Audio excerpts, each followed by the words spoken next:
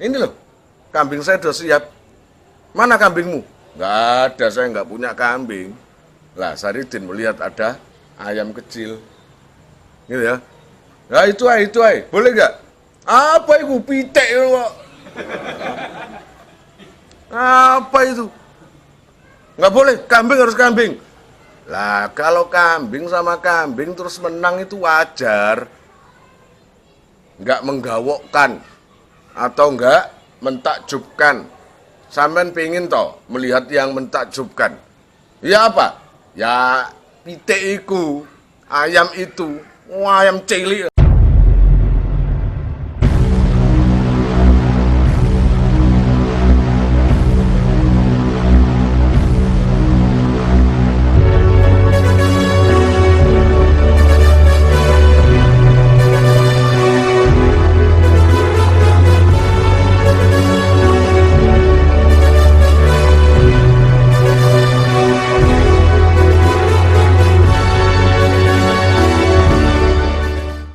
Ayo rek, subscribe di 3 channel NR. NR keren untuk berkisah. NR kita untuk ngaji kitab kuning. NR Sejaningsun untuk refreshing. Link channel ada di deskripsi di bawah video ini. Jangan request dan jangan sakit hati, iri dan dengki, nyantai saja. Alhamdulillah sudah selesai cerita tentang Saridin yang pengalaman Saridin di tanah Cirebon membuahkan hasil dengan menambah istri, yaitu Samsiatun. Bener ya? Tuh pengalaman Saridin dikasih hadiah putri daripada siapa? Sultan Haji Sultan Mataram, Sultan Cirebon, gitu ya. Nah, di situ juga Saridin namanya bulan madu ya netep di Cirebon sampai yang namanya Samsiatun itu hamil. Nah, karena Saridin itu selalu punya kisah yang to be continued. Ngerti maksudnya? Apa itu? Bersambung atas arahan daripada Kanjeng Sunan Kalijogo. Karena tanpa adanya Saridin, Kanjeng Sunan Kalijogo mungkin ya kerepotan. Ibaratnya berbagi tugas. Sementara Saridin itu masih punya masalah loh. Tempo dulu membunuh Branjung itu kan punya masalah karena petinggi pati yang namanya Saridin masih dianggap daftar pencarian orang DPO. Nah, ya, ini selain kan? Selain. Makanya Saridin itu kalau tugas selain di pati oke-oke saja. Tapi kalau tugas yang sekitar-sekitar daerah pati oke. Tapi kalau sudah di pati mungkin gaya alasan. Iku mules, saya mules jeung Sunan, saya ngentut jeung Sunan, paling ngono. Tapi karena ini nggak ada masalah, budalai kan gitu tak. Nah, udah saya anggap kisahnya selesai di Cirebon dan sudah punya anak Saridin dengan seorang istri Samsiatun. Kita pindah ke luar negeri. Kita luar negeri itu di daerah tepatnya di Turki. Saya nggak tahu tepatnya di mana, pokoknya orang Jawa kalau bilang itu tanah ngerum. Rum maksudnya. Sultannya itu bernama, ada yang bilang Abu Karim, ada yang bilang Abdul Karim. Kalau saya bilang, emang gue pikirin. Yang penting ada nama. Oke, saya kasih nama Abu Karim. Ya. Abu Karim itu punya sama kisahnya dengan baik Cirebon, baik Mataram, baik Palembang, baik Cirebon, sama kisahnya itu, yaitu ingin memperebutkan kedudukan. Kalau di Palembang siapa yang ingin merebut kedudukan? Namanya Sanggar Singki. Kalau yang di Cirebon siapa yang ingin merebut kedudukan? Elang Mahmud. Lah ini yang di Tanah Rum ada, ya ada, yaitu patihnya sendiri, patihnya Sultan Abu Karim itu tadi, namanya Johan, gitu. Di tanah itu, Tanah Rum tadi, ada juga satu jabatan yang setingkat dengan gubernur atau setingkat dengan Tumenggung. Apalah saya nggak tahu itu. Namanya Harun. Nah ini kan berarti muncul tokoh-tokoh yang kamu mungkin ruwet nanti, ya. Ya mestinya harus dihafal. Sopo ya tokoh Imang? Abu Karim, Johan, Harun. Nah, bermula apa ini? Kok nantinya Saridin itu bertugas ke sana? Nggak tanggung-tanggung lah ya. Ini sudah di luar negeri. Kayak kamu itu loh, luar negeri, luarnya lagi. Sembuh. Makhluk gaib paling.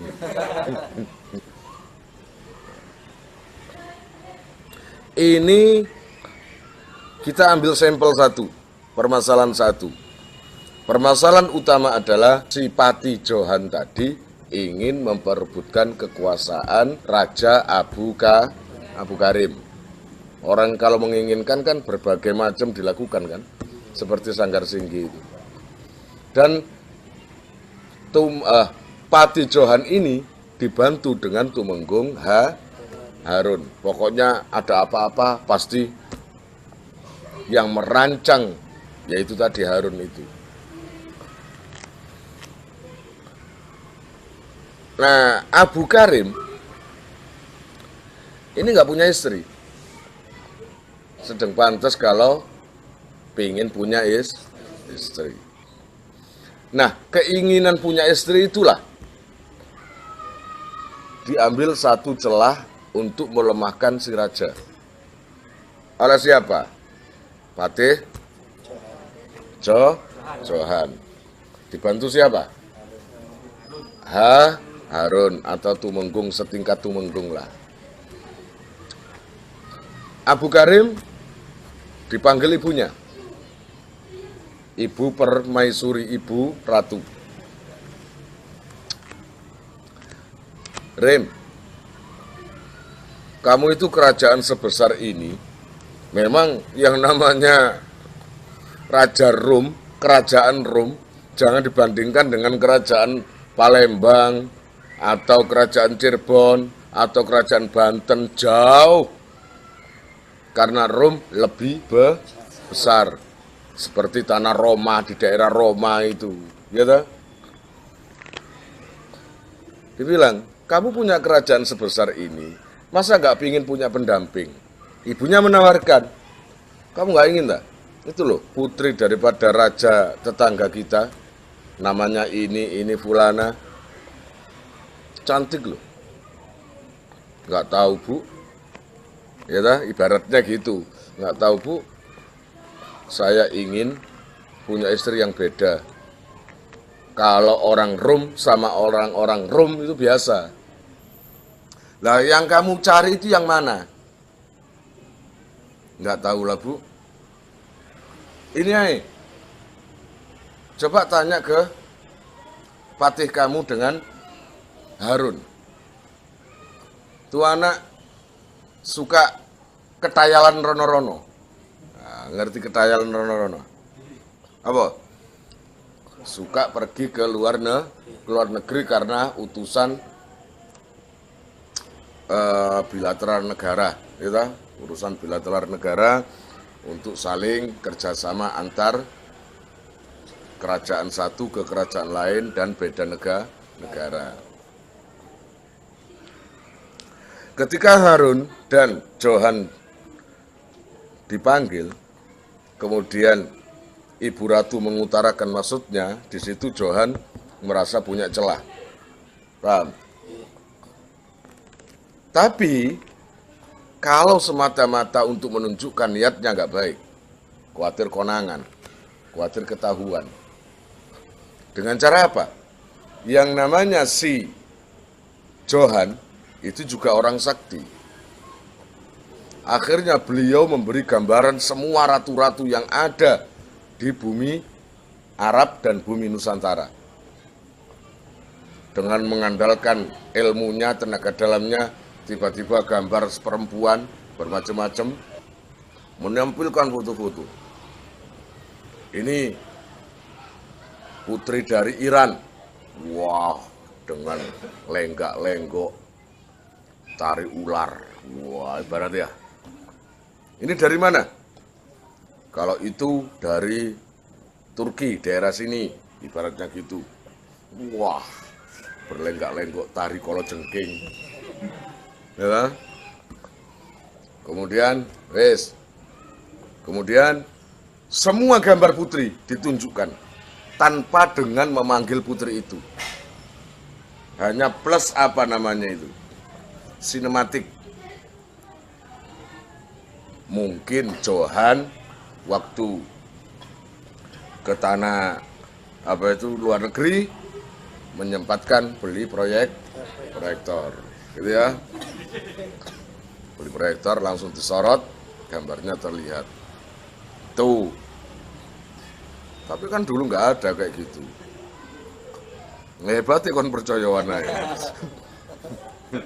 Berarti setengah mendem kan ini. Nah, apapun yang ditunjukkan oleh Johan ke Raja Abu Karim, satu pun nggak ada yang tertarik. Menjelang akhir-akhir, si Pati Johan tadi memperlihatkan satu sosok putri, yang putri itu adalah dari Nusantara ini, yaitu dari Mataram. Paham? Namanya Putri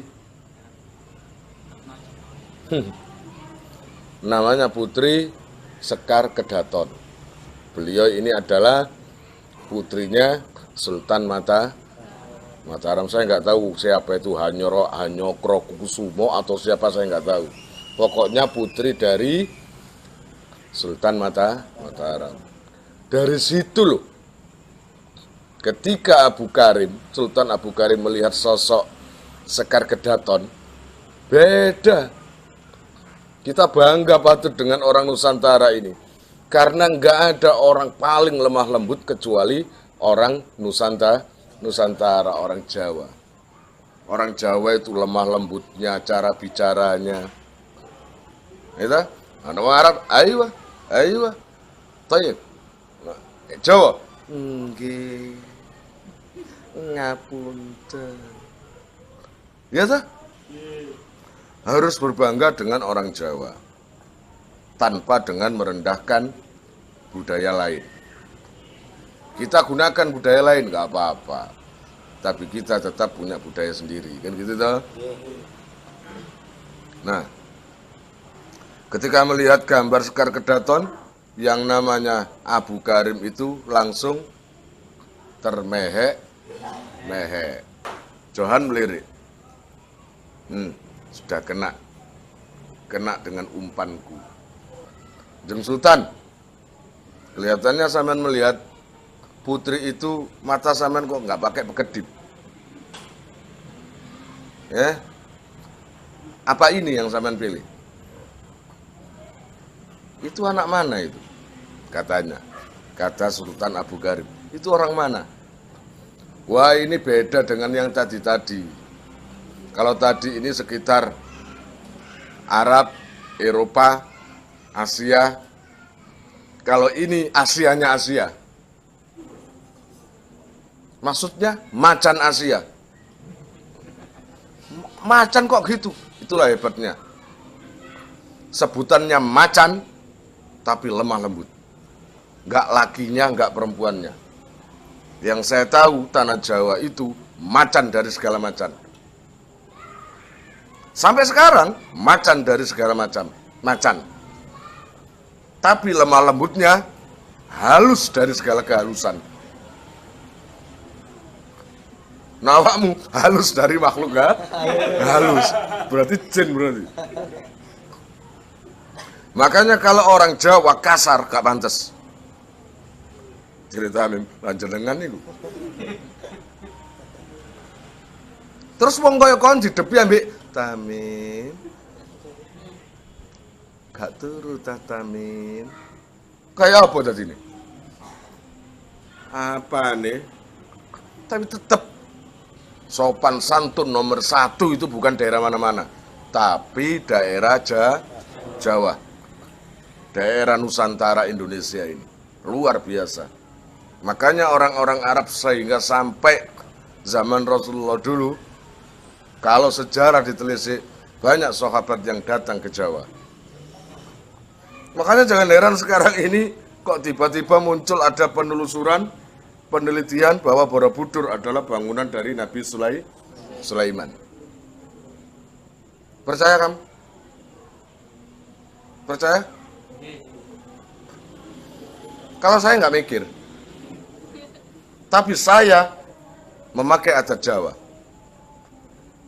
Kalau ada orang yang meneliti, bilang ini adalah yang membangun Nabi Sulaiman, maka apa? Akhlak Jawa yang saya pakai. Mereka yang meneliti itu menghabiskan waktu sudah lama, biaya sudah lama, dan gak main-main. Kalau ada keputusan seperti itu, juga mereka ambil keputusan gak main-main juga. Kemudian orang yang mempercayai bahwa bangunan Nabi Sulaiman ada di Palestina atau di Yaman, itu juga gak main-main. Artinya, kita jangan menolak. Hargai. Lepas salah atau benar itu urusan belakangan. Yang penting hargai, gitu saja. Ojo kait ada statement. Menurut penelusuran saya, bangunan daripada Borobudur ini adalah bangunan yang dibangun oleh para jin. Karena lekak-lekuk daripada reliefnya itu mustahil jika dikerjakan seorang manusia dengan menggunakan alat tata atau enggak mungkin, karena sangat tajam sekali kelok-keloknya itu, yang mustahil jika digarap dengan satu alat tata. Terus kamu dengar, terus kamu gini, goblok itu, utek bukan itu, si goblok satu menit sopo. Ya kita ini yang menggoblokkan atau yang menolak mentah-mentah tanpa menghargai. Kalau yang beranggapan tanah Sabak, negara Sabak ada di Timur Tengah sana, ya pantas juga karena Nabi Sulaiman juga di situ. Ya, tapi yang perlu diingat, ya, letak geografis pulau zaman dulu dengan sekarang beda loh. Bisa saja antara pulau ini dan pulau itu biyen dulu itu bersambung. Tapi karena ada banjir, karena ada runtuhnya meteor, karena ada bencana, akhirnya terpisah-pisah. Terpisah-pisah jadi pulau-pulau gitu. Yang dulunya jadi satu. Adoy Nabi Sulaiman itu. Lah apa sih? Nabi Sulaiman itu biasa ngutus angin loh. Punya angin, punya sajadah terbang. Terus ngapain? Jangan dibandingkan dengan kamu. Ya kono kene mlaku nawono kromo menggos-menggos. Nabi Sulaiman di salah satu hadis gharib, ya, didatangi malaikat dan mendapat hadiah dari Allah untuk apa? Mendapatkan surat izin mengendalikan angin yang dulu dikendalikan oleh Nabiullah Sulaiman. Itu Kanjeng Nabi. Ketika Kanjeng Nabi mengantarkan salah satu sahabatnya, sebagian sahabatnya untuk mendatangi tempat Ashabul Kahfi. Padahal di Turki, dan ini di Mekah, jauh. Tapi skala ces langsung datang ke sana. Nah, terus seumpamanya Nabi Sulaiman bilang sama angin atau bilang sama jin, ya jin, antar aku ke pulau ini, atau katakanlah di daerah Indonesia. Kira-kira jinnya itu memang, oh pegel, gitu? Enggak lah, Yasmin. Ya enggak lah, namanya aja jin kuat gitu. Makanya semuanya itu masih dimungkinkan. Langkah yang terbaik buat kita adalah hormati setiap sejarah ya berarti itu. Kau no sejarah sing sak temene bener iku. Yang ada adalah sok benar. Nah, ketika melihat Sekar Kedaton, disitulah celah daripada Sultan Abu Karim yang dimanfaatkan oleh Johan, Patih Johan. Nah, ini baru. Patih Johan mengutarakan adat-adat Nusantara yang sama sekali nggak benar. Mumpung Sultan Abu Karim nggak ngerti adatnya. Paham? Patih Johan itu mengatakan adatnya di daerah Nusantara itu kalau mau menikahi putri raja harus diawali dengan penculikan dulu. Masa gitu? Abu Karim itu. Ya iya, sampean kan nggak pernah ke tanah Jawa toh. Saya pernah ke tanah Jawa, adatnya harus seperti itu. Karena apa? Siapapun yang bisa menculik calon istrinya itu adalah yang patut menjadi suaminya. Karena sudah ada keberanian. Oh gitu ya. Iya. Lah terus saya gimana? Makanya kalau ngutus kamu nggak bisa. Ya nggak apa-apa kalau Sekar Kedaton jadi istri saya. Ngawur aja. Nah, berarti sampean kan? Makanya sampean yang harus tampil. Biar nanti putri Sekar Kedaton itu si pelakunya siapa? Adalah sampean sendiri. Disitulah kekagumannya akan tertumpahkan ke sampean. Gitu ya? Iya. Wah. Sekar Kedaton itu Patih Johan berharap raja mau. Akhirnya memang kebujuk. Persiapan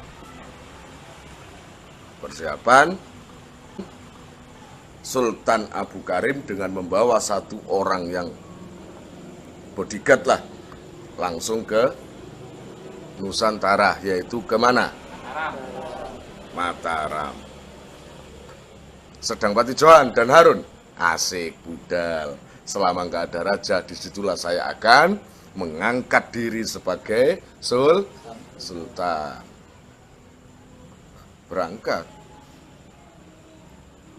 Berangkatlah sultan ke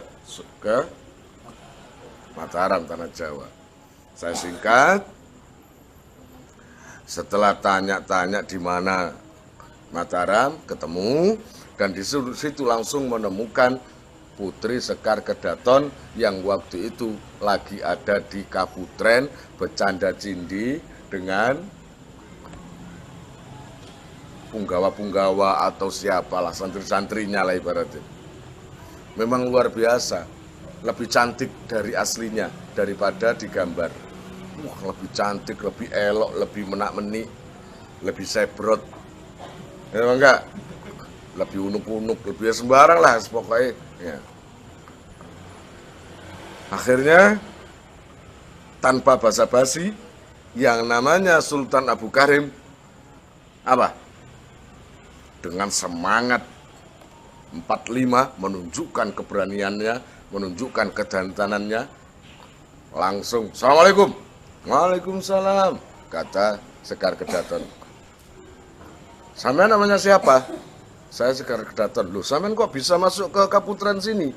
Kata Sekar Kedaton. Saya sengaja, karena saya mau menculik sampean. Wah, anggapannya menculik itu adalah sesuatu yang dibanggakan karena dibohongi oleh Johan. Ya jelas teriak-teriak. Loh, kok teriak-teriak? Katanya satu kebanggaan dan minta diculik. Mestinya kalau tahu ada yang mau menculik kan mestinya nggak teriak-teriak toh. Nggak ketakutan kayak gitu. Malah culik aku bang, ngono malah. Ini kok teriak-teriak malah ketakutan. Langsung digendong, dibopong, bawa lari. Paham? Otomatis kondisi kerajaan kacau karena kehilangan seorang putri. Apalagi ini putri daripada Sultan Agung atau Sultan Mataram. Paham? Siapa yang nggak kenal dengan Sultan Agung? Keberaniannya luar biasa, gitu ya. Nah, dari situ loh, raja sangat marah, tapi sopo yang dimarahi? Nggak tahu kemana putrinya nggak ada yang tahu.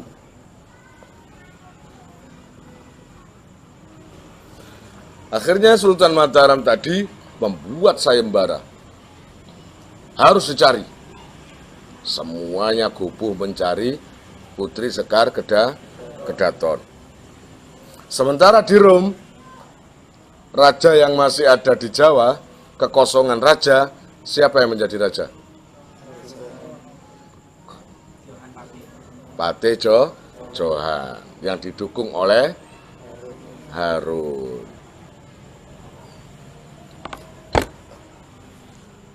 Kita menuju ke sosok utama kita. Siapa? Saridin. Saridin waktu itu tiba-tiba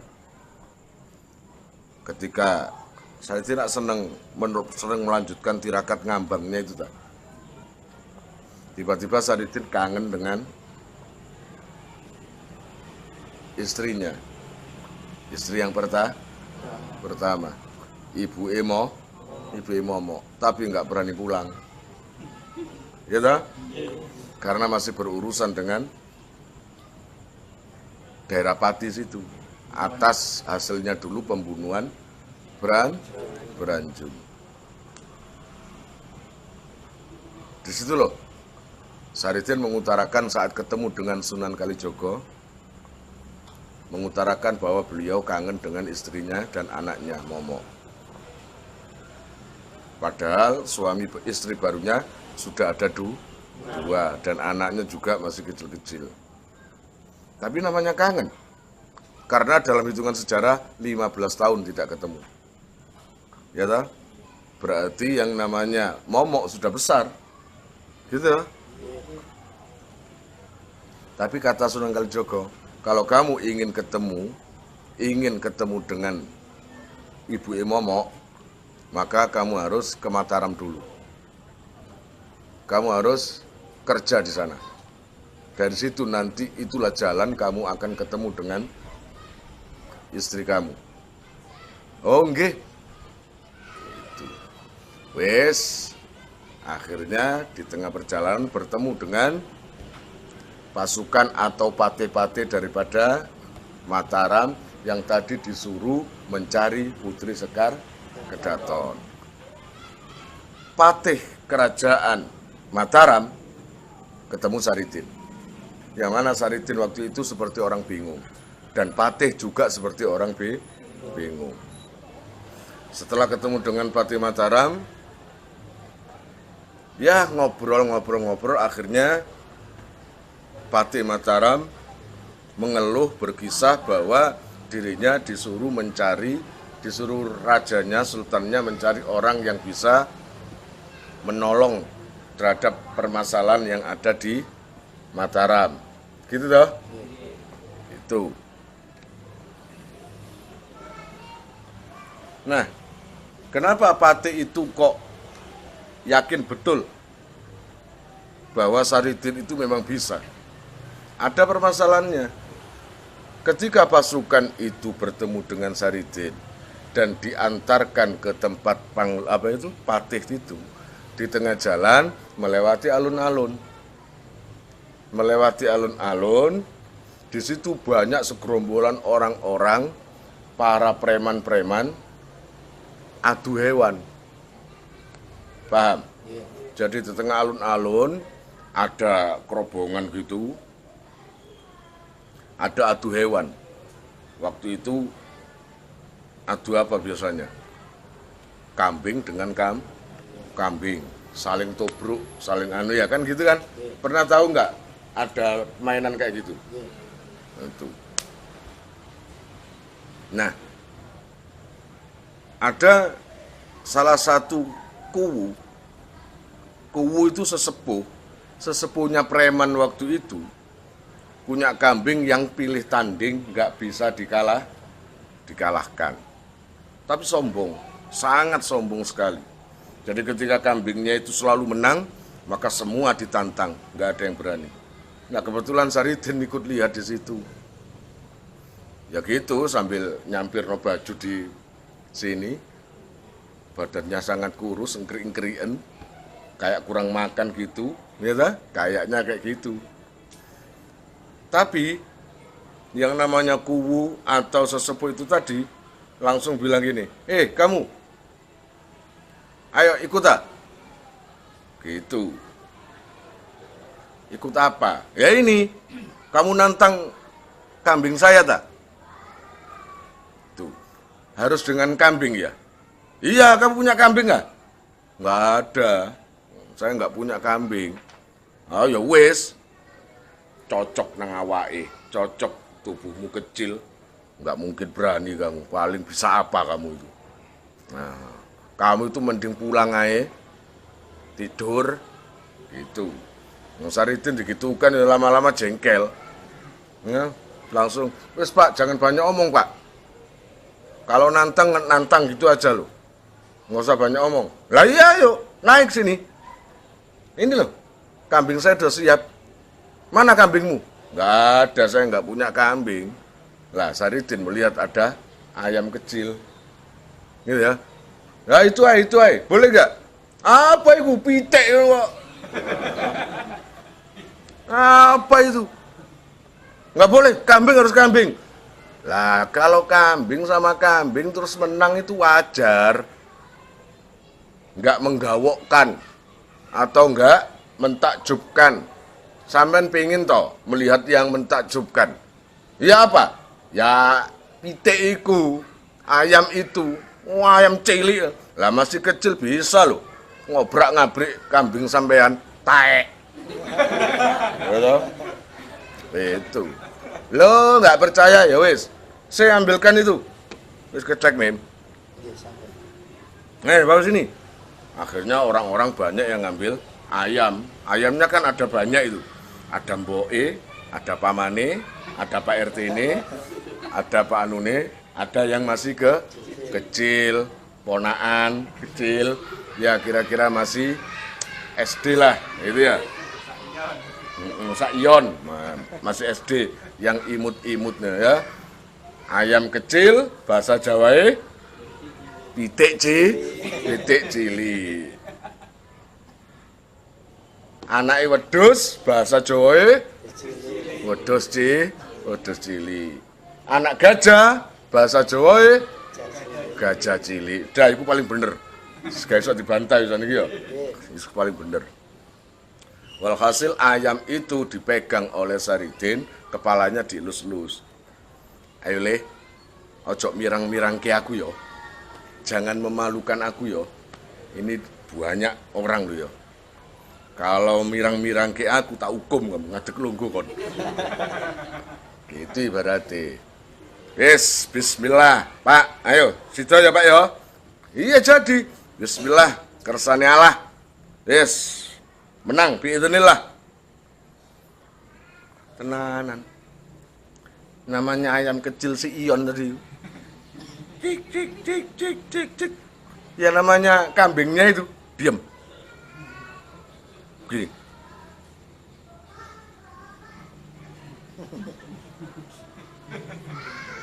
Kambingnya gitu. Ayamnya tambah maju.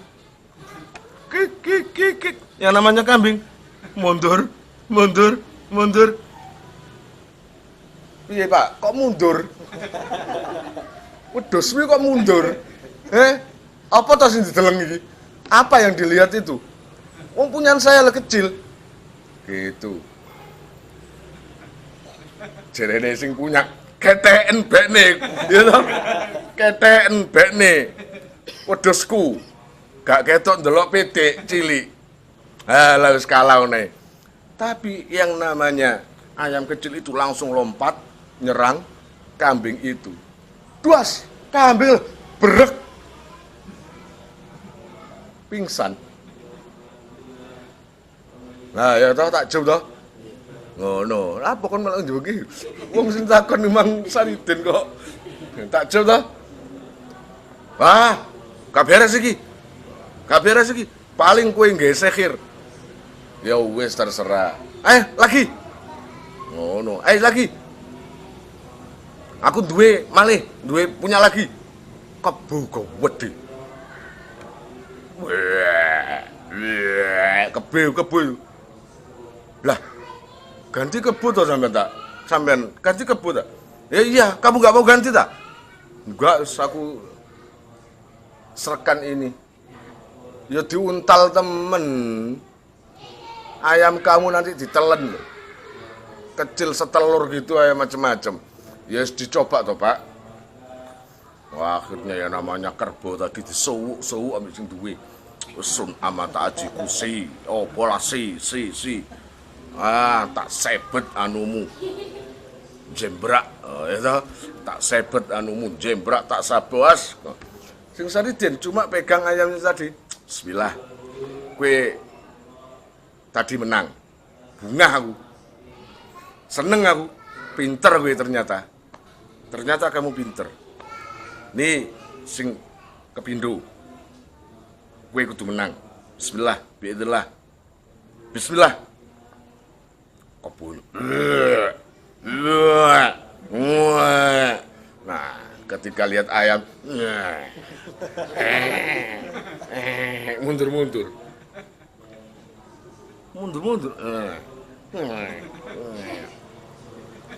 Kata yang punya, ayo serang, ayo penserang, kata yang punya kerbau.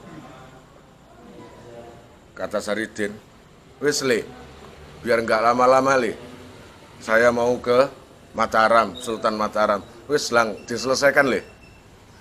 Ngomong ke ayamnya itu, langsung ayamnya itu tambah mundur serang, das, loh, gitu, langsung. Tebal wis, ngerti tebal? Is dead, mati sudah. Dah, selesai urusan. Berarti kan semua menyaksikan ke prajurit bahwa Saridin itu bukan orang sembarangan. Dan kejadian itu diceritakan ke Patih. Dan Patih semakin tambah mantap bahwa Saridin ini adalah orang yang pas jika dibawa ke Sultan Mataram. Akhirnya dipertemukan ke Sultan Mataram. Dengan gagahnya Saridin setelah mendengar cerita kejadian terculiknya siapa? Putri Sekar Kedaton, dan gak ada yang tahu siapa yang menculik. Oh gitu toh ceritanya, kata Saridin setelah mendengar apa itu keterangan dari Sultan bahwa putrinya hilang diculik.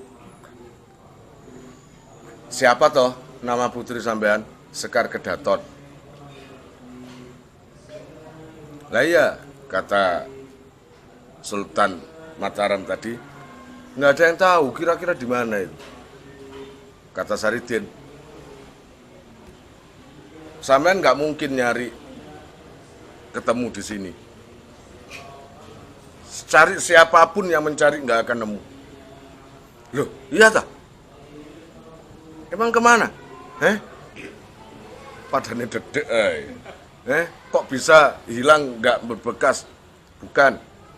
Putri sampean diculik seseorang yang tempatnya di luar negara kita.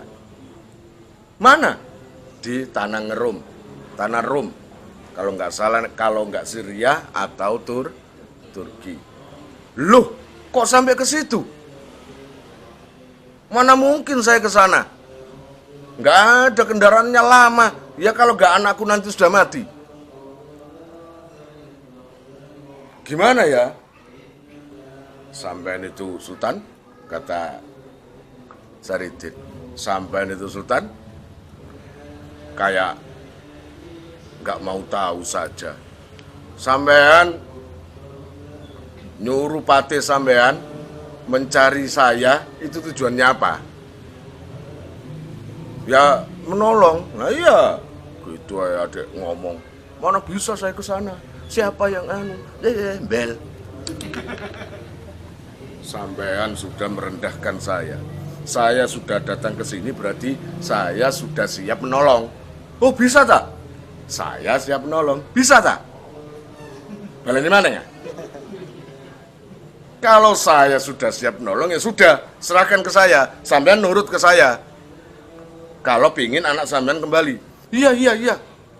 Gitu. Naik apa kita? Patinya. Ya Tuan Raja, ini ada Garuda, Lion Air, Citylink. Kata Sultan Mataram, kok apa sih? Kata Saridin, udah, nggak usah ribut. Nggak usah ribut masalah nanti naik apa. Gini aja Saridin. Zaman Saridin namanya. Iya. Gini aja, akan saya kerahkan anak buah saya untuk mencari kapal, perahu. Ayo kesuwen. Anak sampean mati temen, 3 bulan kayak teko kono. 3 bulan baru nyampe ke sana. Lah iya itu. Gimana? Ya gini aja. Sampean dah sepakat dulu dengan saya. Nurut apa kata saya? Ya wis, nurut. Ya wis, Patih, coba carikan saya 1 daun jati. Buat apa? Elir-elir. Karim dolek aja kok ciangeli. Ambil. Akhirnya nggak lama dapat 1 lembar daun jati yang besar itu. Lah terus gimana? Daun jati 1 atau 2 saya nggak tahu. Untuk apanya Saridin masih belum menjelaskan. Cuma Saridin membriefing, di-briefing Raja sama Tuan Raja, sampean kalau jadi ke Rom ngajak berapa orang? Masa saya ngajak banyak-banyak? Boleh tak? Enggak. Cukup 1 aja. Siapa orang kepercayaan sampean? Gitu. Nah Saridin tadi dengan siapa? Sendirian. Ya sendirian. Akhirnya Sultan mengajak bodyguardnya 1. Nanti ketika di Tanah Rum, sampean jangan ngaku Sultan Mataram. Patih juga gitu, jangan ngaku Patih Mataram. Pura-pura jadi apa? Orang biasa. Kita nanti di sana ngaku mencari belalang. Kalau tanya buat apa? Buat makanan burungnya Raja Mataram. Loh aku laan. Salah Raja, ojo cengkal-cengkal apa cuma anu dok pura-pura. Ya wis. Terus sampean namanya siapa? Siapa itu Raja Sultan Mataram Nega Hanyokro Kusumo atau siapa? Sampean namanya berubah. Siapa? Jamal. Untuk si Patih sampean Jamil. Gitu? Pakaian harus yang jelek-jelek. Sambil membawa alat untuk menangkap belalang. Lakuedin, saya tetap saja nama Saridin sudah membumi. Ya, nama Saridin sudah wis jeneng soge yo pantes, jeneng melarat yo pantes. Ngono. Ya wis. Lah saiki piye? Ya sudah, siap ta sampean? Nurut perintah saya. Ya wis. Ya yes, bismillah, yes Din, saya nurut perintah kamu. Ya, sampean di atas pohon jati itu, naik. Oh iya, daun, nah iya kelak daun sih. Daun, sama anunya, Saridin sendiri. Sudah Tuan Raja, siap? Saling pegangan? Oh, Baidin kaya opo ae. Kon iki lak ngejak dulinan engkle tanang aku iki. Ibaratnya gitu ah. Sudahlah Tuan Raja. Kalau sampai nurut, katanya sampai nurut. Ya wis, saya nurut. Sekarang perintahku sampai turut. Pejamkan mata. Pejamkan mata, dua-duanya pejamkan mata. Jangan dibuka sebelum saya perintah. Ya wis. Saridin, bismillahirrahmanirrahim. Ila Rom. Berarti kan ya. Ayo le, budal nang rum le. Biidznillah. Lawan kersane Allah. Wah. Wus. Ya namanya daun jati tadi. Wus. Wes bablas. Ini gitu ya. Langsung ke rum dalam jarak atau dalam waktu yang enggak seberapa lama. Ketika di sana raja dan patih saling pelukan. Ibaratnya apa? Kan mang ngabek. Lho, mi pergi pelukan. Wah, kata patih berpelukan. Ketika selesai, segini terus. Kata Saridin, wes mari. Wes Adin, ya wes buka matanya, dibuka. Loh, ini di mana? Ini tanah Rum. Loh kok cepet Adin? Ngapain lama-lama? Nah, udah patih tanah Rum kemarin namanya siapa? Johan dan Harun. Harun yang bantu. Saya singkat, akhirnya yang namanya Saridin dan Raja Mataram, Jamal dan Jamil, ya, cari belalang, karena waktu itu ada konflik politik, siapapun orang asing yang tidak dikenal pasti ditangkap. Bener, ditangkap betulan. Ketika ditangkap, dihadapkan ke Raja Johan, yang sekarang Johan mengangkat dirinya menjadi raja, padahal rajanya di penjara. Raja Rum yang asli itu, Abu Karim itu namanya, di penjara. Tuh. Sekarang yang menguasai adalah Johan dan Harun. Akhirnya dihadapkan ke Raja Johan. Ketika ditanya, ya itu jawabannya. Cari belalang dan jangkrik ibaratnya. Ya jelas gak percaya lah. Jatuh, dolek jangkrik nang Turki. Emangnya di Jawa nggak ada sawah apa? Banyak kan? Mas nggak percaya, belas terus nggak percaya. Terus nggak percaya belas. Wah, akhirnya karena dicurigai terjadilah percekcokan dan apa? Bertempur. Namanya saya singkat ya. Akhirnya Saridin berhasil memenangkan pertarungan. Johan dan Harun terkapar dengan apa? Senjatanya Saridin. Kedua kelapa itu dikepruk nonang dasi wis pantang-panting bisa. Iya, dengan kelapa itu. Akhirnya bawa pulang. Nyai Dewi Sekar Kedaton langsung dibawa pulang Saridin ke Mataram, dan Raja Abu Karim keluar sudah kembali menjadi raja. Gitu ya. Seneng namanya Prabu Mataram, Sultan Mataram seneng atas jasanya Saridin. Sultan Mataram itu punya kakak, yang kakak itu menderita karena apa? Setiap menikah pasti istrinya mati. Suaminya mati. Suaminya pasti meninggal. Kayaknya itu sengaja karena pembalasan daripada jin-jin dulu Pak Gebluk di Alas Purwo atau mana kemarin itu. Di Alas Purwo tadi. Dendam nyerang ke kakaknya Sultan Mataram, yaitu Retno Jinoli. Akhirnya Saridin ditawari, "Wis Kang, Din, sampean tak nikahkan dengan kakang Ningkuai, saudaraku. Tapi begini loh kondisinya, setiap dinikah oleh laki-laki, kebanyakan meninggal. Sampean berani tak?" Lah bukan saya yang berani, orangnya itu mau tak sama saya. Nah, tapi ketika melihat Saridin, yes, jatuh cinta, akhirnya menikah dengan Retno Jinoli. Sekarang istri Saridin sudah berapa? Siapa?